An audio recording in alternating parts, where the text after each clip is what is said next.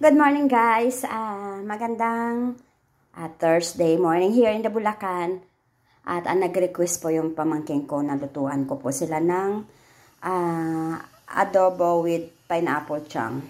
Simple lang po naman guys ang ating mga ingredients po. Ang aking ingredients ay meron tayong bawang, sibuyas at meron tayong isang cubes doon. Meron tayong sibuyas dahon at ito po yung ating pork na ribs po guys yung gagawin ko. At syempre yung ating mantika, yung ating pineapple chang. Dalawang ganito ang gagawin ko. Kukunin ko lang po yung isa. Ang ating paminta, tintoyo, at saka Worcestershire sauce. At meron tayo doong oyster sauce guys. Ayun lang po guys, simpleng ingredients po kasi parang sabi ng pamangkin ko, Mami, luto ka naman uli ng ribs na mayroon tayong pineapple tidbits guys. Kaya yun ang gagawin natin ngayon. Adobo with pineapple tidbits guys. Tara, umpisahan na po natin ito guys. Nakasalang na po yung ating kawali guys. Maglagay po tayo ng mantika.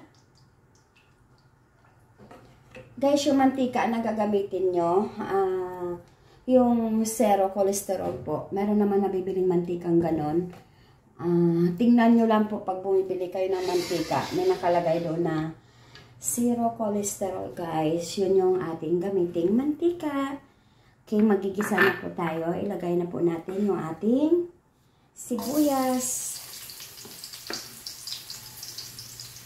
Siyempre lagi na nauuna na ang sibuyas. Pero noon naman guys ay lagi nauuna yung bawang. Pero pag ako nagluto guys, pinagsasabay ko po yan guys. Pinagsasabay ko sila ang dalawa. Tanggalin na natin yung balat ng sibuyas. May naiwan pa na konti guys. Tanggalin lang po natin yan. Wala, no worry naman yan kasi ano naman po yan. Balat lang po yan ng sibuyas. Igisa lang po natin ito maigi guys. Yan. At pag lumabas na po yung aroma ng ating bawang sibuyas, pwede na po natin ilagay yung ating baboy. Yung ating pork ribs. Ribs lang po yung nabili ko yung pero okay naman. Konti lang din naman kami magluto ng mga ganito guys. Kasi para lang po ito sa kanila. Ako po yung ulam ko guys ay laswa po ako ng saluyot tsaka malunggay. Tapos ilagyan ko lang po siya ng talbos ng ampalaya. Pinakuluan ko lang po siya sa tubig guys. Tapos meron akong pritong isda. Yun lang po guys ang ulam ko. Naluto na po yung kanina pa. Ilagay na po natin ito yung ating ribs. Yan. Lagay na po natin siya guys. Ay sorry. Tapos ilagay na natin yung ating cubes. Maglagay na po tayo ng paminta dyan. Tapos, maglagay na po tayo ng oyster sauce. Lagay na po natin ito guys. Tapos, maglagay tayo ng kunting oyster sauce. Tapos, maglagay tayo ng konting toyo guys. Konti lang po muna yan guys. Then, hayaan po natin muna ito guys. Hayaan na natin mag-blend yung lasa. Takpan po natin ito guys. And then, pag medyo kumulo na po ito guys at ma-reduce na po yung tubig niyan. Kasi kailangan natin muna pa-reduce po yung tubig niyan guys. At mamaya ilalagay po natin yung water and then yung pineapple tidbits guys. Balikan po natin ito mamaya guys.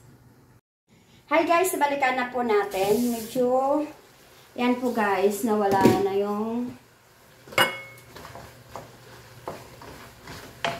nag-reduce na po yung ating katas ng mga nilagay nating seasoning guys. Ngayon guys, maglagay tayo ng pineapple. With sabaw na po ito guys. Lagay na natin kasama yung sabaw. Yan. Then, maglagay tayo dyan ng sugar. Ganong sugar lang po, guys. Mag-additional po tayo ng tubig, guys, para pang... Ay, ang ingay. Sorry naman. Ang ingay doon, guys, pampalambot ng ating baboy, guys. Thank you, guys. Hi, guys. Luto na po yung ating ribs na merong pineapple tidbits, guys. Ayan na po siya, guys. At inilagay ko na po yung ating sibuyas dahon, guys.